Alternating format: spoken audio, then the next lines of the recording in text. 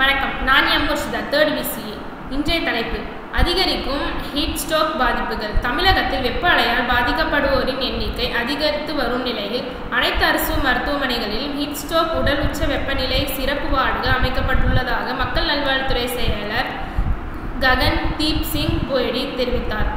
அதேபோல் மருத்துவமனைகளுக்கு வரும் நோயாளிகள் பொது மக்களுக்கு உப்பு சர்க்கரை கரைச்சல் ORS குடிநீர் வழங்குவதற்கான வசதிகளும் ஏற்பாடு செய்யப்பட்டுள்ளதாகவும் அவர் தெரிவித்தார்.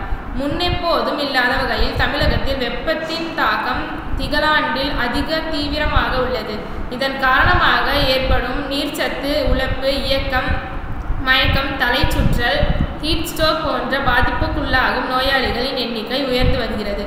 கோடை வெயிலால் ஹீட் ஸ்ட்ரோக் பாதிப்புகளுக்காக சிகிச்சை பெறுவோர், உயிரிழந்தோரின் விவரங்களை அனைத்து மருத்துவமனைகளிலும் தெரிவிக்க வேண்டும் என்று பொது சுகாதாரத்துறை ஏற்கனவே அறிவுறுத்தியுள்ளது. இந்த சூழலில் சென்னை புறநகர் பகுதிகளில் பணியாற்றி வந்த உத்தரப்பிரதேசத்தை சேர்ந்த சச்சின் என்ற 25 வயது இளைஞர் அத்தகைய பாதிப்புக்குள்ளாகிய ஞாயிற்றுக்கிழமை உயிரிழந்தார். இதை தவிர மாநிலங்களின் பல மருத்துவமனைகளிலும் வெப்பத்தின் தாக்கத்துள்ளாகியவர் பலர் சிகிச்சை பெற்று வருவதாக தகவல் தெரிவிக்கின்றனர். இதனிடையே வெப்ப அலை பாதிப்புகளுக்கான முன்னெச்சரிக்கை நடவடிக்கைகளை மக்கள் நல்வாழ்வுத்துறை மேற்கொண்டுள்ளது.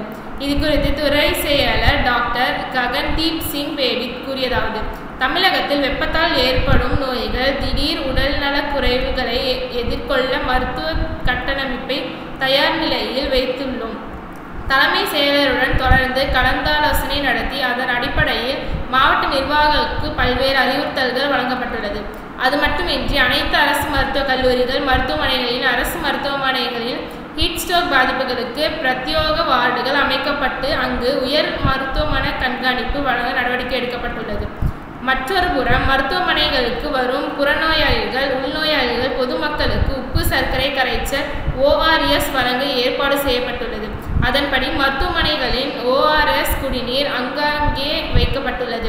தற்போது 10.37 லட்சம் ORS பாக்கெட்டுகள் இருப்பில் உள்ளது. கோடை காலம் நிறைவடையும் வரை தடையின்றி அவற்றை வழங்கும் வகையில் ரூபாய் 2.17 கோடியில் மேலும் 87.77 லட்சம் பாக்கெட்டுகளை மருத்துவமனைகளுக்கு வழங்க வேண்டுகோள் விடுத்துள்ளோம். கோடை பாதிப்புகளை கண்டு பொதுமக்கள் அச்சமடைய தேவையில்லை. அதே வேளையில் விழிப்புணர்வுடன் இருந்தால் அவசியம். தேவையின்றி பகல் வேளைகளில் வெளியே வரக்கூடாது. முதியோர், இளைஞர், நோயாளிகள், குழந்தைகள் பாதுகாப்பாக இருத்தல் வேண்டும் என்றார். நன்றி.